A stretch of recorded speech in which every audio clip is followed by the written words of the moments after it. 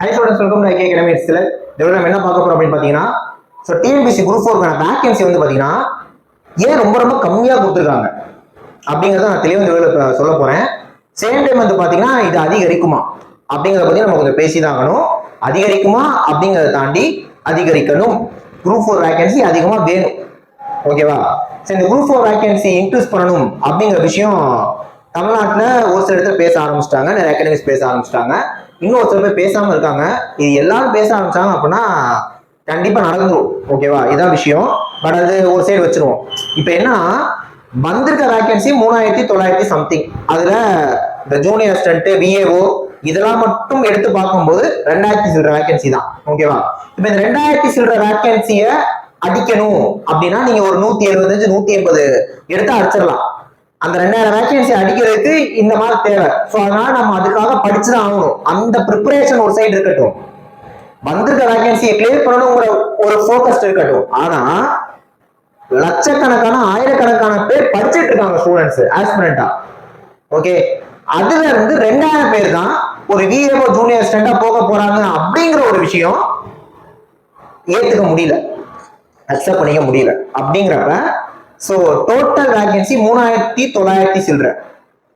இது அட்லீஸ்ட் ஒரு 10,000 ஆச்சும் வந்தாதான் நான் இந்த ஜூனியர் விஏஓ சேர்த்து ஒரு 2000 சில்லறங்கிற வேகன்சி ஒரு 5000 6000 ஆகும். ஓகே, சோ அப்படிங்கிறப்ப இந்த மாதிரி ஒரு வேகன்சி வரணும். அது வரல, வராதுக்கு என்ன காரணம்? ஓகேவா? அதெல்லாம் நம்ம பார்க்கலாம். வீடியோ கொஞ்சம் ஃபுல்லா பாருங்க. சப்ஸ்கிரைப் பண்ணிக்கோங்க. வீடியோ லைக் பண்ணுங்க, கமெண்ட் ஷேர் பண்ணுங்க. வீடியோக்குள்ள போக முன்னாடி குரூப் 4 நம்ம அட்மிஷன் போயிட்டு அது அடியில் சொல்லிக்கிறேன். ஸோ ஆன்லைன் டெஸ்ட் வந்தீங்கன்னா ஃபீஸ் 501 தான். இந்த 501 உங்களுக்கு என்ன ப்ரொவைட் பண்றோம் அப்படின்னா, மொத்தமா 30 டெஸ்ட் கொடுக்குறோம். ஒரு டெஸ்ட் 200 கேள்விகள். அப்போ 6000 மேற்பட்ட கேள்விகள் கவர் ஆகும். டெஸ்ட் பேட்ச் வந்து பொறுத்தவரை டெஸ்ட் கொஸ்டின்ஸ் வந்து பிடிஎஃப் தான் கொடுக்குறோம். கொஸ்டின் எப்படி ஃபேன்ஸ் பிடிஎஃப்ல வந்துடும். நீங்க டவுன்லோட் பண்ணி பிரிண்ட் எடுத்து கூட எழுதிக்கலாம். சேம் டைம் வந்து பாத்தீங்கன்னா டெஸ்ட் வந்து பைலிங்குவல், கொஸ்டின் தமிழ்ல இங்கிலீஷ்லயே இருக்கும்.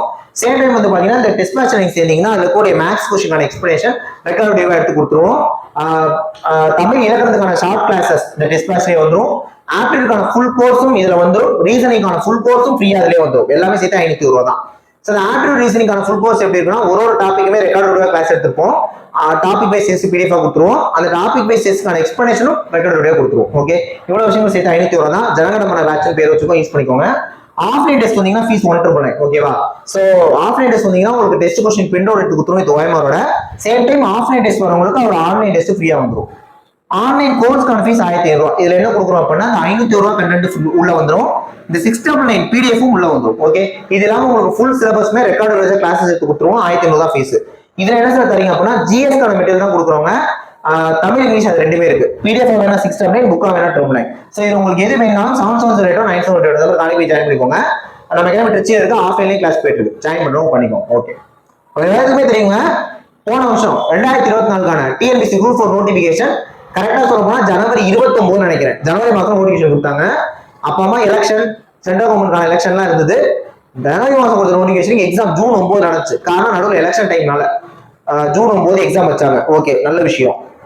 எப்பவுமே டிஎன்பிஎஸ்சி குரூப் 4 அப்படிங்கிற ஒரு விஷயத்தை எடுத்து பாத்தீங்க அப்படின்னா, ஒரு எக்ஸாம்க்கான ஒரு எக்ஸாம் நடந்து அடுத்த எக்ஸாமுக்கு குறைஞ்சபட்சம் 1.25 வருஷம் அல்லது 1.5 வருஷம் இருக்கும். எப்பவுமே இதான் நடக்கும். ஒரு எக்ஸாமுக்கும் அடுத்த எக்ஸாமுக்கு நடுவில் 1.25 வருஷம் அல்லது 1.5 வருஷங்கிறது ஓகே, ஒரு கரெக்டான டைம். ஆனா இந்த 1.25 வருஷம் 1.5 வருஷங்கிறது அதிகமாக தான் இருக்கு வரலாற்றுல. இப்ப நீங்க கணக்கு பண்ணி பாத்தீங்கன்னா 2022 ஒரு குரூப் 4 வந்துச்சு. திரும்ப 2024 தான் குரூப் 4 வந்துச்சு. ஓகேவா? 2 வருஷம் ஆகி போச்சு. அப்படி இருக்கிறப்ப ஒரு குரூப் 4க்கும் அடுத்த குரூப் 4க்கும் நடுவில் 1.25 வருஷம் 1.5 வருஷம். இந்த டைம் நியாயமான டைம். ஓகே, ஒரு புரியுற மாதிரி சொல்லணும்னா, போன வருஷம் ஜூன் மாசம் குரூப் 4 நடந்துச்சா? போன வருஷம் ஜூன் மாசம் குரூப் 4 நடந்துச்சா? அப்ப 2025க்கான குரூப் 4 2025க்கான குரூப் 4 ஒரு குறைஞ்சபட்சம் ஒரு அக்டோபர் நவம்பர் அந்த டைம்ல ஒரு எக்ஸாம் அப்படின்னா தான் அது வந்து ஒரு கரெக்டான ப்ராசஸிங் டைமா இருக்கும். ஓகேவா? ஆனா நீங்க யோசிச்சு பாருங்க, போன வருஷம் எக்ஸாம் ஜூன் மாசம், இந்த வருஷம் ஜூலை மாசமே எக்ஸாம் மாதிரி தான் இந்த பிளான் இருக்கு. அப்ப லிட்டரலி ஒரு வருஷம் தான் டைம். இதுக்கான ரீசன் இன்னொன்னு, 2026 எலெக்ஷன் இருக்கு, அதுக்கு முன்னாடி எக்ஸாம் முடிக்கணும். இதெல்லாம் புரியுதுதான். அப்ப நீங்க ப்ராசஸை ஃபாஸ்டா பண்ணிருக்கணும்ல. நார்மல் ப்ராசஸ்க்கு நான் சொல்ற டைமும் 1.5 வருஷம். இதான் கரெக்ட். 1.25 வருஷம் 1.5 வருஷம் ஆகும். ஏன்னா வேகன்சி ஏன் கம்மியா கொடுத்துருக்கீங்கன்னு கேட்டா, நிறைய டிபார்ட்மெண்ட்ல வேகன்சிஸ் நாங்க இன்னும் கரெக்டே பண்ணல. எவ்வளவு டிபார்ட்மெண்ட்ல எவ்வளவு வேகன்சிங்கிறது தெரியாம ஒரு நோட்டிபிகேஷன் கொடுத்துட்டோம். திரும்ப வேகன்சினா திரும்ப நாங்க வந்து கலெக்ட் பண்ணி டேட்டாவை கலெக்ட் பண்ணி வேகன்சி திரும்ப இன்க்ரீஸ் பண்ணுவோம் தான் தகவல் வருது. நான் என்ன கேட்கிறேன், ஏன் அப்படி அவசரமா ஒரு நோட்டிபிகேஷன் கொடுக்கணும்? அப்படி கேட்டா பதில் என்ன ஒன்னா, ஆனுவல் பிளான்ல கொடுத்துட்டோம்ல, ஆனுவல் பிளான்ல இந்த மாதிரி நோட்டிபிகேஷன் வரும், ஒரு டேட்டா கொடுத்துட்டோம். அப்ப அதன்படி நடக்கிறதுனாலும் டிஎன்பிசி மேல விமர்சனங்கள் வரும். அப்ப அந்த ரேட்டுக்கு ஆனுவல் பிளான் பண்ணி நோட்டிபிகேஷன் கொடுக்கணும்ல அப்படின்ட்டு. அப்ப ஒண்ணு ஒரு வேகன்சி எல்லாம் ஃபில் பண்ணி நல்லா பாருங்க, யோசிச்சு பாருங்க. நிறைய டிபார்ட்மெண்ட்டுக்கு 2024 குரூப் 4க்கு போஸ்டிங் அலாட்மெண்ட்டே இப்பதான் நடந்துட்டு இருக்கு ரீசெண்டா. சரிங்களா, அலாட்மெண்ட்டே இப்பதான் நிறைய இடத்துல முடிஞ்சு. அப்படிங்கிறப்ப இது மாதிரி இது வந்து ஒரு அவசரமான ஒரு பிரச்சனை. ஒரு நோட்டிபிகேஷனை கரெக்டா ஃபைனல் பண்ணாம எதுக்கு நோட்டிபிகேஷன், ஃபைனல் பண்ணாம எதுக்கு நோட்டிபிகேஷன்? அப்ப நாங்க பிளான் பண்ணி பண்ணுவோம் அப்படின்னா, ஒண்ணு பிளானை போட்ட நீங்க ப்ராசஸை பாஸ் பண்ணிருக்கணும். இப்போ ஒண்ணும் இல்ல, குரூப் 4 எக்ஸாம் எப்போ வந்துச்சு? ஜூன் மாசம். ரிசல்ட் எப்போ வந்துச்சு? ஒரு 3-4 மாசம் கழிச்சு வந்துச்சு. இதான் ஆக்சுவல் டைம், நான் தப்பே சொல்லல. ஒரு எக்ஸாம் ரிசல்ட் எக்ஸாம் முடிச்சு 3-4 மாசம் தான் வருவாங்க, கரெக்ட் தான். ஆனா நீங்க இப்படி கணக்கு பண்ணுவோம். ஆனுவல் பிளான் எப்போ வந்துச்சு? டிசம்பர் மாசம் கொடுத்தீங்க, அக்டோபர்லேயே கொடுத்துட்டீங்களா ஆனுவல் பிளான்? அக்டோபர் நவம்பர்லேயே வந்துச்சு ஆனுவல் பிளானர். அப்ப ஆனுவல் பிளான்ல சொல்றீங்க எப்ப நோட்டிபிகேஷன்? ஏப்ரல் நோட்டிபிகேஷன், ஜூலைல எக்ஸாம் அப்படின்ட்டு. அப்ப ஏப்ரல் நோட்டிபிகேஷன் கொடுக்க போறீங்கன்னா அதுக்கு முன்னாடி எல்லா வேகன்சிஸையும் நம்ம கண்டுபிடிச்சுக்கணும்ல, அரேஞ்ச் பண்ணிருக்கணும்ல. அப்ப ப்ராசஸ் ஒண்ணு நார்மல் ப்ராசஸ் ஃபாஸ்டா இருந்திருக்கணும், ஃபாஸ்ட் ஃபார்வர்டா இருந்திருக்கணும். ஒரு 2026 எலெக்ஷனுக்கு முன்னாடி போஸ்டிங் முடிக்கணும் பண்ணி எக்ஸாம் நடத்துறோம்னு ஒரு பிளான் பண்றோம் அப்படின்னா நல்ல விஷயம் தான், நான் இல்லைன்னு சொல்லவே இல்லை. அப்ப அதுக்கான ப்ராசஸ் இருக்கணும்ல. இப்ப ஏப்ரல் நோட்டிபிகேஷன், ஜூலைல எக்ஸாம் சொல்லிட்டா போதுமா? அதுக்கான வேலையும் பின்னாடி இருக்கணும்ல. அப்ப நாங்க வந்து ஸ்லோவா தான் பண்ணுவோம். ஏப்ரல் நோட்டிபிகேஷன் சொல்லுவோம், ஜூலைல எக்ஸாம் சொல்லுவோம், வேகன்சி என்ன அப்ப இருக்கோ அப்ப அதை தான் சொல்லுவோம். அப்படின்னா இது வந்து நீங்க ஸ்டூடெண்ட்ஸ் வந்து ஒரு கோட்டாவே மதிக்கிறதுல மாதிரி தான் காரணம். என்னன்னா ஸ்டூடெண்ட்ஸ்க்கு மோட்டிவேட் பண்றேன் அப்படிங்கிற பேர்ல, எப்பா வந்திருக்க வேகன்சியை விடுப்பா, வேகன்சி அதிகமா தான் வரப்போகுது. இந்த மெச்சூரிட்டி படிக்கிற ஸ்டூடெண்ட்ஸ் எல்லாருக்கும் இருக்காது. நம்ம மோட்டிவேட் பண்றது ஒரு சைடு இருக்கட்டும், வந்திருக்க வேகன்சிக்கு நம்ம எதுக்கு படிக்கணும்? வந்திருக்க வேகன்சிக்கு நம்ம எதுக்கு படிக்கணும்? வேகன்சி இன்க்ரீஸ் ஆக போல, நீங்க படிக்க வேலையை பாருங்கன்னு அப்படி சொன்னா அது எல்லாருக்கும் அந்த புரிஞ்சுக்கிற பக்குவம் கிடையாது. நீங்க நோட்டிபிகேஷன் கொடுக்குறப்போ ஒரு வேகன்சி கொடுப்பீங்க, அப்புறமா கொஞ்ச நாள் கழிச்சு அதிகப்படுத்துவீங்க, அப்புறமா கொஞ்ச நாள் கழிச்சு அதிகப்படுத்துவீங்க. இதே ஒரு வரலாறு நீங்க வச்சிருந்தீங்க அப்படின்னா, ஏன் இருக்க வேகன்சியே இதுதான் அப்படின்னு சொல்லுங்களேன். அப்ப அதுக்கான டைம் வேணும்ல. நான் அதான் சொல்றேன், ஒண்ணு டைமை பார்த்து நோட்டிபிகேஷன் பொறுமையா தான் வரணும், ஆனுவல் பண்ணணும் சொல்லியிருக்கணும். இல்ல நான் ஸ்பீடா கொடுக்குறேன்னா வேலையை ஸ்பீடா பார்த்துருக்கணும். ஸ்பீடா பண்ணுவோம் சொல்லிட்டா போதுமா? செய்யணும்ல.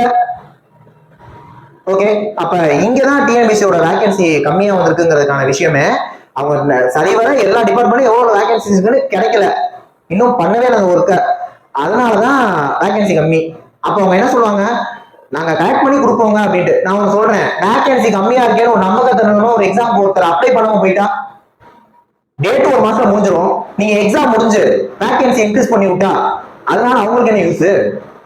சரி, வேகன்சி கம்மியா இருக்கே அப்படிங்கிற ஒரு மனப்பக்குவத்துல ஓரளவு ரொம்ப நல்லா ப்ரிப்பேர் பண்ணாம எக்ஸாம் ஒருத்தர் முடிச்சிட்டாரு, எக்ஸாம் சுமாரா பண்ணிருக்காரு, எக்ஸாம் முடிஞ்சு நீங்க வேகன்சி இன்க்ரீஸ் பண்ணா அவருக்கு என்ன நல்லதுனால நீங்க திருப்பிட்டு இதை கேட்பீங்க. இதெல்லாம் ஒரு விஷயமாங்க, அவங்களை படிக்க சொல்லுங்கன்ட்டு.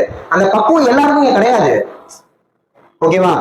3000 வேகன்சி, அப்புறமா 5000 வேகன்சி, அப்புறமா 7000 வேகன்சி, அப்புறமா 10000 வேகன்சிங்கிறது நீங்க ஒரு வருஷம் கழிச்சு 10000 வேகன்சி சொல்லுவீங்க. அது வரைக்கும் ஒருத்தவங்க வெயிட் பண்ணிட்டு இருப்பாங்களா? அவங்களுக்கு லைஃப் இருக்குல்ல.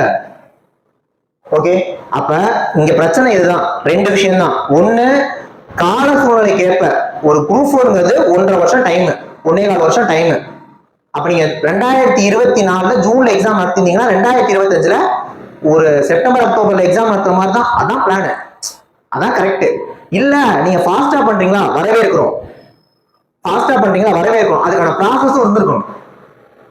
குரூப் 4 எப்பவும் போலதான் ரிசல்ட் வந்துச்சு, ஒரு 3-4 மாசம் கழிச்சு. ஆக்சுவலா அந்த 3-4 மாசம் கழிச்சு ரிசல்ட் வருது, அது கரெக்டான பிளானு. ஆனா நிறைய வருஷத்துல அதுவே நடக்கலன்னு வச்சுக்கோங்க, அதுவும் சைடு இருக்கட்டும். நடத்துனீங்க, ரிசல்ட் முடிஞ்சு கவுன்சிலிங் கரெக்டா ப்ராசஸ் படி தான் நடந்துச்சு. அப்ப எல்லாமே ப்ராசஸ் படி பண்ண நீங்க ஃபாஸ்டா பண்ணிருக்கணும்ல.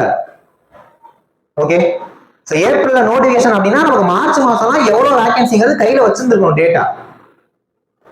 நம்ம பொறுமையா வேகன்சியை வந்து நாங்க அனௌன்ஸ் பண்ணுவோம், அப்பதான் நாங்க டேட்டா கலெக்ட் பண்ணோம்னா அது வரைக்கும் வெயிட் பண்ண ஸ்டூடெண்ட்ஸ் ரெடியா இல்லை. அந்த மனப்போக்கம் இங்க எல்லாருக்கும் கிடையாது. ஏன் அந்த மனப்போக்கம் இல்லை நம்ம அவங்க கேட்க முடியாது. ஓகேவா? இங்க ஒருத்தவங்க வேலையை சரியா செய்யறதுக்காக ஒட்டுமொத்த ஸ்டூடெண்ட்ஸ் மேலேயும் பழி போட முடியாதுல்ல. ஓகே, ஸோ அதனால வேகன்சி குறைய விட்டதுக்கு காரணம் தான். தயவு செய்து அதிகப்படுத்துங்க. கண்டிப்பா வேகன்சி அதிகப்படுத்துவாங்கப்பா கவர்மெண்ட் அப்படின்னு சொல்லி ஸ்டூடெண்ட்ஸை மோட்டிவேட் பண்ண நாங்க இருக்கோம். ஸ்டூடெண்ட்ஸை நாங்க பார்த்துக்கணும். ஆனா வேகன்சி இன்க்ரீஸ் பண்ணிருங்க, இதான் சொல்ற விஷயம். ஓகேவா? ஸோ இதை நான் ஷேர் பண்ணலாம் அப்படின்னு தான் வந்தேன். சேம் டைம் குரூப் 4 நம்ம அகாடமி அட்மிஷன் போயிட்டு இருக்கு. இதான் ஃபீஸ் டீடைல் ஸ்டார்டிங்ல சொல்லியிருப்பேன். ஜாயின் பண்ண நினைக்கிறவங்க 7798 978 அந்த மாதிரி கான்டாக்ட் ஜாயின் பண்ணுங்க. நெக்ஸ்ட் வீடியோ பார்க்கலாம். தேங்க்யூ.